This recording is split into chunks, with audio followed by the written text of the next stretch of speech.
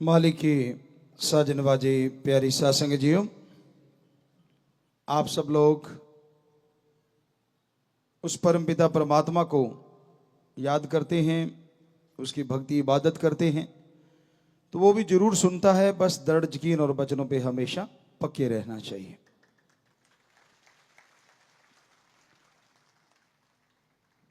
काफी देर से चर्चा हम कर रहे हैं, बाल्यावस्था से लेके, बचपन से लेके गृहस्थ आश्रम तक की, और अब बात आती है संन्यास आश्रम, जो कि आजकल है ही नहीं। बल्कि संन्यास जब लेना चाहिए तब लोग जिम्मेदारी पद पे आ जाते हैं। 50 के बाद माना जाता था कि संन्यास आश्रम माना जाता है, लेकिन आजकल तो कहते हैं तजर्बा ही तब आता है। संन्यास आश्रम का मतलब होता क्या है, या यूं कहिए कि कौन सा वो समय होता है जिसे माना जाए कि संन्यास आश्रम के लिए ठीक है। क्योंकि समय समय की बात है, पहले 100 साल की उम्र आम मानी जाती थी, लेकिन आजकल कोई कोई पहुंच पाता है। तो जब आपके बच्चे आपके कारोबार को संभाल लें, आपके साजो सामान को संभाल लें, उसे उस समय को संन्यास आश्रम कहना हमारे ख्याल से ठीक है। उन्होंने आपका कारोबार, खेती बाड़ी, काम धंधा, बिजनेस, व्यापार, दुकानदारी, या वो नौकरी करने लगे हैं, तो ये सही उचित समय है जिसमें आप संन्यास आश्रम की तरफ चल पड़े। इसमें होता है कि आप घर परिवार में रहते सुमरन करें, भक्ति करें, और अपने बच्चों के कंधों पे घर गृहस्थी का बोझ डाल दें कि बेटा अब तू जवान हो गया है, कारोबार को तू संभाल चुका है। वो कुंजी मुख्तियार जो कहते कि ये चाबी तेरी। पर यहां एक बात का ध्यान रखें, सब कुछ नहीं लुटाना, जमीन जायदाद अपने नाम भी रखनी है। बैंकों में पैसा अगर आपके नाम है तो सारा नहीं लुटा देना, अपने नाम भी रखना है। पर वैसे कुंजी मुख्तियार जो कहा जाता है हमारे संस्कृति में, वो अपने बच्चों को बना दीजिए कि भाई अब आप संभालो, मैं गाइड हूं, उम्र का तजुर्बा है मुझे, जब भी तुझे कहीं अटकता लगे, कोई कारोबार या कुछ समझ ना आए, तो उसके लिए मैं as a guide, as a your father या मदर, मैं आपको गाइड करूंगा या करूंगी। और बाकी समय सुमरन में लगाइए। चलो बच्चों को खिलाते हो, उसमें भी आनंद उठाओ, कोई बात नहीं। ये हमारी संस्कृति है कि हम जॉइंट फैमिलीज होती हैं, संयुक्त परिवार होते हैं। उसमें आमतौर पे एक कहावत भी बना रखी है कि मूल से ब्याज प्यारा, पोते नाती वो ज़्यादा प्यारे लगते हैं। लेकिन इतने ज़्यादा प्यारे नहीं लगने चाहिए कि जिससे प्यार करना चाहिए उसको भूल जाओ, और प्यार करना चाहिए उस सुप्रीम पावर ओम दाता सतगुरु मालिक को। ये आपकी बढ़िया उम्र है, बिल्कुल फ्री होके उसकी याद में समय लगाओ, सेवा करो। अगर आपका शरीर इजाजत देता है और आपने इस शरीर को अगर संभाल के रखा हुआ है तो कि बेटा हम तो चले सेवा के लिए, आप संभालो घर बार परिवार, और हम करेंगे सेवा मानवता की, दीन दुखियों की। परमानेंटली नहीं तो कम से कम 7 दिन में 5-4 दिन तो लगा दिया करो, सेवा करो। यकीन मानो उससे आपके कारोबार में कमी नहीं आएगी बल्कि तरक्की आएगी। इनडायरेक्टली आप फैमिली के लिए ही कर रहे हो वो, कि परहित परमार्थ, प्रभु की सृष्टि की सेवा करना तन मन धन से। ये बड़ा ही बढ़िया समय होता है अगर आप कर पाओ। और साथ में थोड़ी सी दूरी बन जाती है ना परिवार से, प्यार भी बना रहता है। क्योंकि तजर्बा आपको ज्यादा होता है, बच्चे को तजर्बा कम होता है। वो कोई गड़बड़ी करता है, छोटी सी भी गलती करता है तो आप टांग बीच में घुसेड़ देते हैं, फिर तकरार शुरू हो जाती है, झगड़े शुरू हो जाते हैं। वो कहता है कि आप मेरे में दखलंदाजी देते क्यों हो? तो इज्जत भी बनी रहेगी। 4-5 दिन दूर रहोगे, 2-3 दिन के लिए जाओगे, परिवार को भी होता है, बच्चों को भी होता है, चलो पापा आए हैं, दादा आए हैं, तो आप बातें सुन लें। अब सातों दिन वहीं कुरकुर कुरकुर कुरकुर करते रहोगे तो नेचुरली है। ज्यादा बर्तन इकट्ठे पड़े रहे ना तो उनको हिलाओगे तो आवाजें देते रहेंगे। दूर दूर कर दो कुछ देर के लिए, बाद में वही टल्ली की तरह नजर आते हैं, एक साज सा नजर आता है।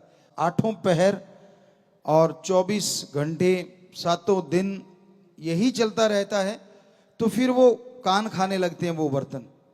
तो उसी तरह संन्यास है कि बच्चे जब आपके पैरों पे खड़े हो चुके हैं, कार्य संभालने के लायक हो चुके हैं, तब तो कम से कम राम का नाम ले लिया करो, परहित परमार्थ सेवा कर लिया करो। पर हमारे देश में तो एक ही आश्रम ज्यादातर शुरू से चलता है और वो है गृहस्थ आश्रम, क्योंकि ब्रह्मचार्य रख ही नहीं पाते बच्चे। खान पान ऐसा हो गया है, देखना सुनना ऐसा हो गया है। पहले गुरुकुल में छोड़ देते थे, दुनिया से कट जाते थे बच्चे, लेकिन ज्ञान से जुड़ जाते थे, बेइंतहा ज्ञान हासिल करते थे। और वो समय भी ज्ञान अर्जित करने का होता है। उसमें जितना ज्ञान हासिल किया जाए ता उम्र वो माइंड में फिट हो जाता है। वो उम्र ही ऐसी होती, ऐसा नहीं कि ज्ञान फिर नहीं लिया जा सकता। ज्ञान हासिल करने की वैसे तो कोई उम्र होती ही नहीं, सारी उम्र आप ज्ञान हासिल करते रहो, स्टूडेंट बने रहो, यकीन मानो आप बहुत तरक्की करोगे, अपने फील्ड में नहीं दूसरे फील्डों में भी। जब आप मास्टर बन जाते हैं कि नहीं मुझे तो सब आता है, तब आप ज्ञान हासिल नहीं कर पाते। हमेशा कान खुले रखो, कहीं से भी ज्ञान मिल जाए अच्छे वाला। तो ये संन्यास जब आप ले लें तब की बात है। संन्यास लेने का कोई घोषणा नहीं करनी, बस अपने बच्चों पे भार डाल दो घर गृहस्थ का, ताकि आपके देखते देखते वो कामयाब हो जाएं। कई बार होता है कई बुजुर्ग खुद ही खुद बने रहते हैं और बच्चों पे बोझ नहीं डालते। उनको लगता है नहीं नहीं ये तो बिगाड़ देगा, ये कर देगा, ये वो कर देगा, और मालिक का बुलावा आ जाता है और बच्चों पे अचानक वो बोझ पड़ता है और वो फेल हो जाते हैं। कितना बढ़िया हो, आप आंखों के सामने अपनी औलाद को सक्सेस कर दो, उनको कामयाब कर दो। शुरुआत में कहीं भी लगे तो उसे जरूर बताओ कि बेटा कर तू तेरी मर्जी, लेकिन अगर इसको ऐसे कर ले, अगर तेरे को अच्छा लगता है बेटा तो तू कर सकता है और इसमें इतना फायदा हो जाएगा। और अच्छे संस्कार दिए होंगे तो वो बच्चा भी आपकी बात जरूर मानेगा और धीरे धीरे वो परफेक्ट होता जाएगा। काम धंधे में सुमरन करना बेहद जरूरी है इस समय में, क्योंकि सुमरन करोगे तो बुजुर्ग अवस्था में शांत रहोगे। नहीं तो कहते हैं कि आदमी इस उम्र में झुकता ही चला जाता है बिना वजह, कमर झुकने लग जाती है। सच क्या है राम जाने। गुरुत्वाकर्षण शक्तियां होती हैं, कहते धरती में भी होती है, चंद्रमा में भी होती है, और भी होगी, साइंटिस्ट जानते होंगे बेहतर। तो आदमी का चेहरा लटकता है, इसकी एक वजह यह भी रहती है कि पृथ्वी का गुरुत्वाकर्षण शक्ति जो है वो भी काम करती है इसमें, कहीं ना कहीं थोड़ा करती होगी, ज्यादा नहीं तो। दूसरा कि हमेशा फेस आपका नॉर्मली झुका रहता आगे की तरफ, तो उससे भी झुर्रियां जो हमारे अंदर शरीर में चेहरे पे कह लो जेल वगैरह जो स्किन और हड्डियों के बीच में तालमेल रखती है, वो भी नीचे की तरफ ही जाती है। और रहना भी चाहिए सिर को झुका के, लेकिन हमारा यहां कहने का मतलब जब आप सुमरन करते हैं और समाधि में बैठते हैं तो सीधे बैठते हैं, तो उसमें आपकी स्किन भी अच्छी होती है। और हो सके तो कभी कभी गर्दन को पीछे की तरफ जब लेटते हो आप, कंधे के पास सिरहाना वगैरह रख के गर्दन थोड़ी पीछे की तरफ हो जाए 2-4-5 मिनट के लिए, तो अच्छा है। जब आप लेटे हुए हैं तो उससे सर्वाइकल भी दूर होता है और ये जो आपका लटकने वाला काम है वो भी थोड़ा रुक जाता है। और झुकने वाला काम, वो कमर कहीं देखा ना आपने, 50-60 साल में ही लकड़ी पकड़ लेते हैं। वो किसी ने, एक बच्चे ने कहावत डाली थी कि एक ऐसा जीव बताओ जिसकी पहले 4 टांगे होती है, फिर 2 होती है और लास्ट में 3 हो जाती है। तो वो आदमी होता है, पहले वो चारों पे चलता है, फिर 2 पे आ जाता है और लास्ट में 3 1 डंडा आ जाता है। तो वो आने ही ना पाए अगर पॉसिबल हो तो। और ये संभव है अगर आप एक्सरसाइज करते रहें, राम का नाम जपते रहें। कहीं आप सोचो संत पीर फकीर तो ऐसा करते हैं, उनकी कुछ और भी वजह होती है, वो ठीक नहीं बताना। सो कहने का मतलब सन्यास में जब आप आ जाते हैं, जब बच्चे पैरों पे खड़े हो जाते हैं, वो उम्र है आपकी, तो उसमें भक्ति किया करो, अच्छे कर्म किया करो, समाज के भले की सोचा करो, समाज के भलाई के लिए कदम उठाया करो। जिस भी धर्म में आप रहते रहिए, कोई फर्क नहीं पड़ता, लेकिन तब तो कम से कम मानना शुरू कर दो। धर्म में रहना एक अलग बात है, धर्म को मानना एक अलग बात है। जो धर्म को मानता वो चुगली निंदा नहीं कर सकता। धर्म को मानने वाला कभी किसी का बुरा सोच ही नहीं सकता। धर्म को मानने वाला नशे कर ही नहीं सकता। धर्म को मानने वाला किसी जीव को मार के खा ही नहीं सकता। धर्म को मानने वाला दुआएं करते हैं, बद्दुआ देता नहीं। धर्म को मानने वाला परम पिता परमात्मा ओम हरि राम का आशिक हो जाता है, वो दूसरों का आशिक नहीं बनता। इसका मतलब ये नहीं है कि वो दुनिया से कट जाता है। इसके लिए तो एक और टाइम रखा हुआ था, वहां तक कोई पहुंच ही नहीं पाता कि वो 75 साल की उम्र होती, उसमें वानप्रस्थ कि आप जंगलात में चले जाएं और तब प्योरली 100% ओम हरि राम के लिए ही समय देना, अल्लाह मालिक को, परमात्मा को याद करना है। पर भाग्यशाली हैं वो माँ बाप जिनके बच्चे सच्चे आज के टाइम में ब्रह्मचर्य का निर्वाह कर रहे हैं। उनका कोई मुकाबला नहीं दुनिया में। सच्चे का इसलिए जोर दे रहे हैं हम, दिखाना वही बात और चीज होती है, निभाना और चीज होती है। जो निभाए, ब्रह्मचर्य पे पक्का रह के ओम हरि अल्लाह राम की भक्ति इबादत करे, उसकी जिंदगी में जो सुकून, चैन और मालिक के नजारे होते हैं वो कहीं मिल ही नहीं सकते। क्योंकि उसका ध्यान का और तरफ जाना तो मतलब ही नहीं बनता। उसका तो समाज का भला करना और परम पिता परमात्मा को याद करना, बस ओम हरि सतगुरु अल्लाह गॉड को खुश रखना। पर उसके बावजूद भी वो परिवारों में खचते रहते हैं, मोह ममता में फंसे रहते हैं, तो वो सच्चे ब्रह्मचारी नहीं होते। कड़वी हैं बातें लेकिन सच्ची हैं बातें। ऐसे ही महान नहीं कहा जाता कि बचपन से ही जो ब्रह्मचार्य में पड़ जाते हैं।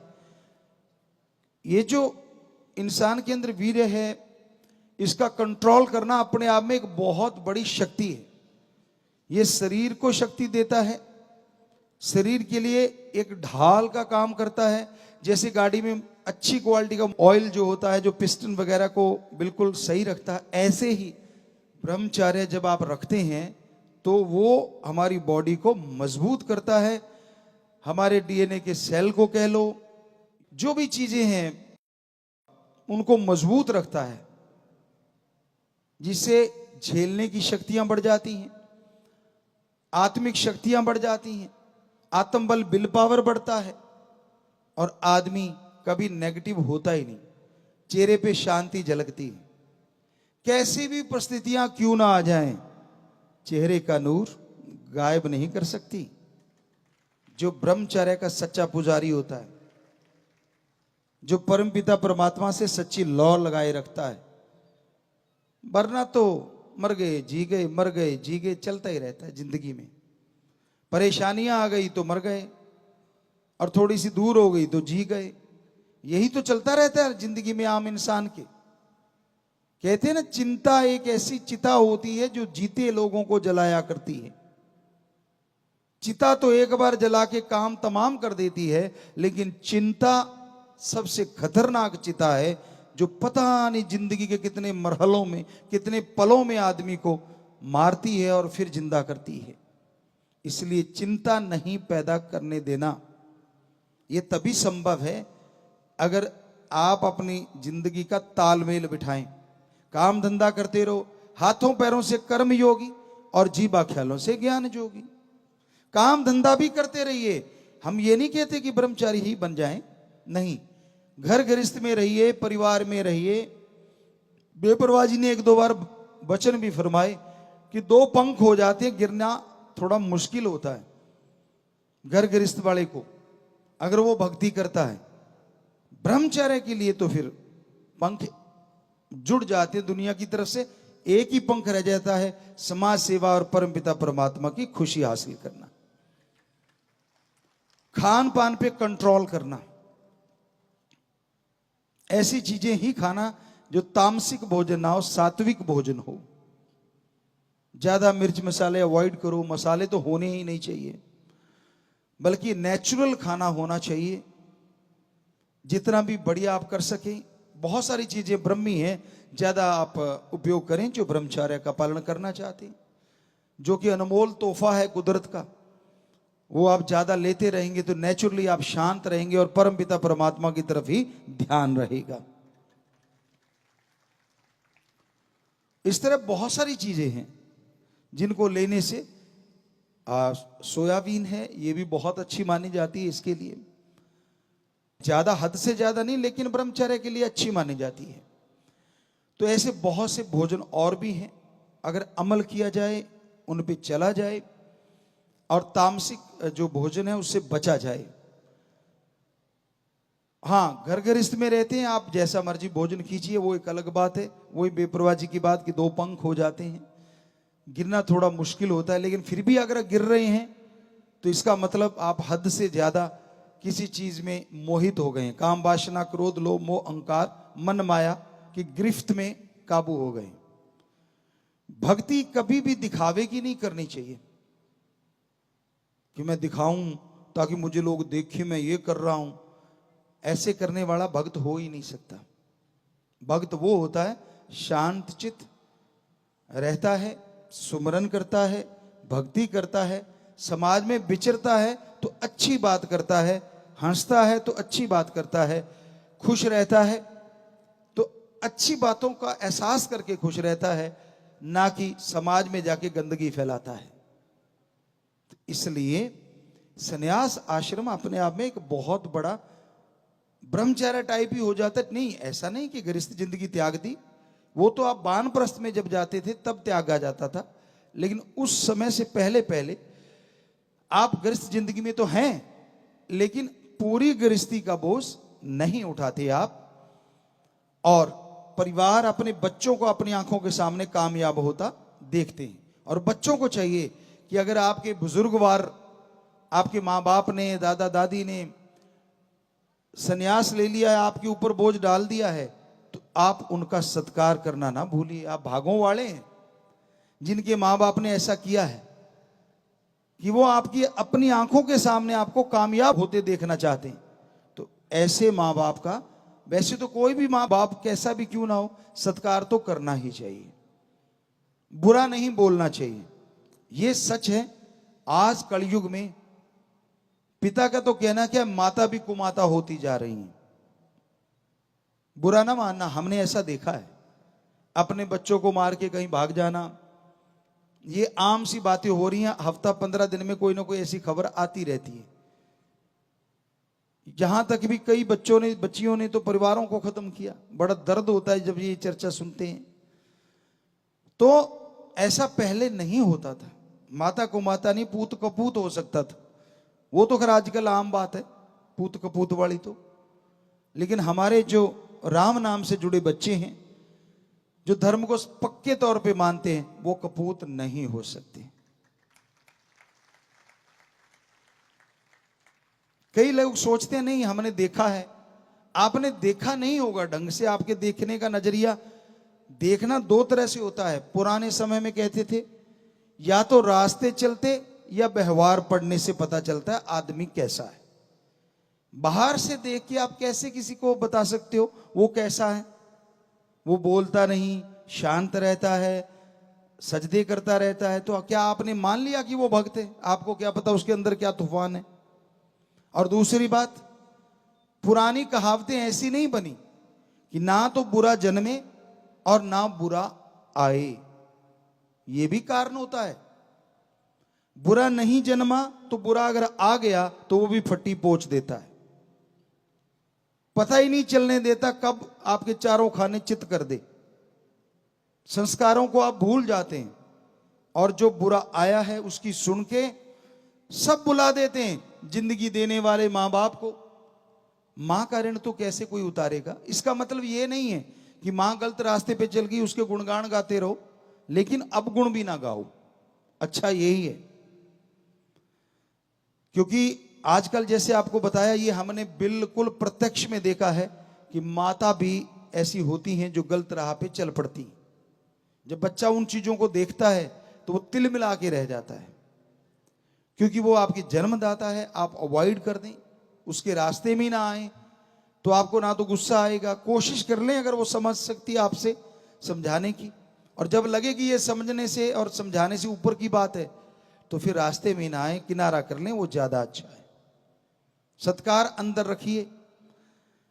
तो ये हमने जो महसूस किया, आपको पहले दिन ही बोला था कि अब वही चर्चा किया करेंगे। 1948 से लेके आज तक जो महसूस कर रहे हैं वही चर्चा। धर्म तो सारे पढ़ चुके हैं, उनकी बातें तो नेचुरली जो बातें हम करेंगे उनसे मिलेंगी, लेकिन आज का समय ही भयानक आ गया है।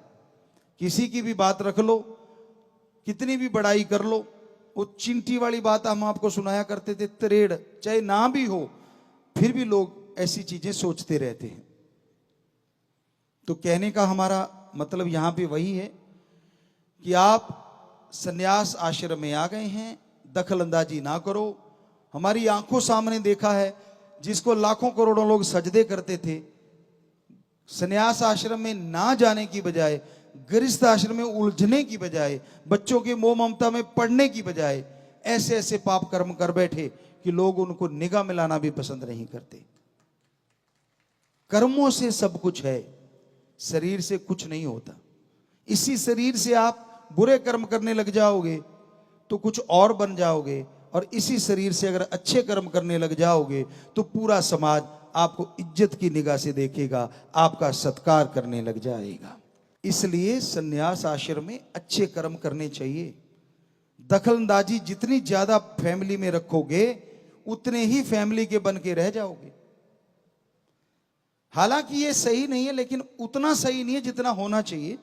फिर भी हमने एक बार शायद किसी एरिया में ये देखा था, दार्जिलिंग साइड में शायद, यहां तक हमें ध्यान में आता है, वहां बुजुर्ग फॉरेनर काफी आए हुए थे। तो हम वहीं रह रहे थे उस साइड में, क्योंकि रहने की कोई जगह नहीं, तो नेचुरली ये सराय होटल ही हैं आजकल, उसमें ही रहना पड़ता है। तो उसी में रह रहे थे और वो ऊपर आए हुए थे, तो उनको पता चल गया कि राम रहीम आए हुए हैं, राम जी जाने। तो उनसे थोड़ी चर्चा हुई, थोड़ी बातें हुई, हमने आदमी भेजा, तो पता चला कि वो वर्ल्ड टूर पे निकले हुए हैं। तो पूछा कैसे और क्यों, कहते जी हमने अपना जो कमाई करी थी 50% अपने लिए रखा, 50% बच्चों को दे दिया, वो पढ़ लिख गए, अब वो जाने उनका काम जाने, और हम चले दुनिया देखने।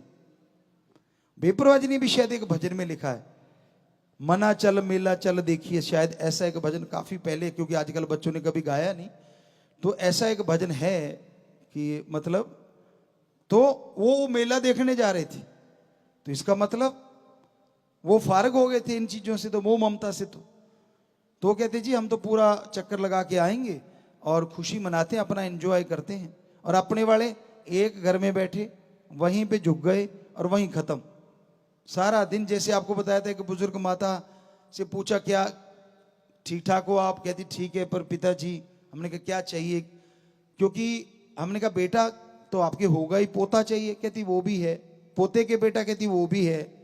तो हमने फिर क्या भगवान चाहिए, कहते नहीं पोते के बेटे के बेटा चाहिए। अब कर लो बात, कहां की चिंता करी बैठी है, पता नहीं कब मालिक की आवाज आ जाए। ज्यादातर हमारा कल्चर इस तरह का फंसा हुआ है। तो नहीं घूमना मत घूमो, पर संन्यास तो ले ही सकते हो। यकीन मानिए बड़ा मजा आएगा, बड़ी खुशियां आएंगी, फारिग हो जाओगे जीते जी। और फारिग होके जब आप गाइड करोगे, माइंड भी ज्यादा काम करेगा। और फिर अगर सेवा करते हो समाज की, परहित परमार्थ करते हो, तो और आइडियाज आएंगे जो आपकी फैमिली, आपकी कुलों का भी उद्धार करते रहेंगे। फ्रेश माइंड में ज्यादा आइडियाज आते हैं, टेंशन वाले में बहुत कम आते हैं। तो इसलिए भी संन्यास आश्रम रखा गया था। तो जरूरी है कि इसमें रहते हुए आप मालिक को याद करें। बहुत सारे बैठे हैं हमारे सत्संगी जो संन्यास आश्रम में आ चुके हैं, यकीन मानो खुशियां मिलेंगी। उनको गाइड करते रहो, हम नहीं रोकते, उनको रास्ता दिखाते रहो, पर सुकून मिलेगा, एक चैन मिलेगा, एक नजारा आएगा आपको। और किच किच किच किच वो जो होती है ना घर में, उससे भी मुक्ति मिलेगी। और फिर आपके लिए दुआएं ये नहीं होंगी कि बूढ़ा चला जाए, दुआएं ये होंगी हमारे माता पिता हमारे सिर पे छाया की तरह रहें। हमारे अकॉर्डिंग हम हमेशा एक चीज कही नहीं कभी, पर कहना चाहते होते कि पहले जरूरी होता है कि स्वस्थ काया, और दूसरी अगर संन्यास ले लें तो मां बाप की छाया। सबसे जरूरी होता है सच्चे सतगुरु के द्वारा दिए गए गुरु मंत्र का सरमाया, कि वो जो गुरु मंत्र दिया कितना आपने कमाया, कितनी भक्ति करी, कितनी सेवा करी, सबसे पहले नंबर पे तो वही आता है। फिर स्वस्थ काया होगी तो ही है। स्वस्थ काया नहीं तो जवान को भी कोने में लगा देते हैं, और स्वस्थ काया तो बुजुर्गों का भी सत्कार होता है। कल ही आपको भजन सुना के हटे कि ये जिस्म तेरा ऐसा घर है जिसमें सारी उम्र रूह ने रहना, कि सारी उम्र रहना है भाई इसमें, इसको वो मर्जी आपकी है। वैसे बड़ा स्ट्रेचेबल बनाया भगवान ने, खाओगे बढ़ता जाता है। साथ साथ एयर बैग देखे हमने नौजवानों के, बुरा ना मानना, 7 जगहों से मतलब मोटापा झलक रहा था। और ऐसे नौजवान भी देखिए कि जो बिल्कुल फिट, बेटियां बेटे, बड़ा अच्छा लगता है उनको देख के, और खुशी मिलती है कि ये आगे भी जाके अच्छा करेंगे। और जो मोटापा है ये बीमारियों का घर है, जड़ है, इसलिए इससे बचो। आप तंदुरुस्त रहो, सही सलामत रहो, यही मालिक से दुआ है। और आप अमल किया करो वचनों पे, भगवान आपको सद्बुद्धि बख्शे, ये भी मालिक से, सतगुरु मौला से दुआ आशीर्वाद आपको कहते हैं, ताकि आप अमल कर पाएं, जिंदगी में बहारें ला सकें, अपने भी परिवार के भी, और मालिक आपको तरक्की दे। बहुत बहुत आशीर्वाद।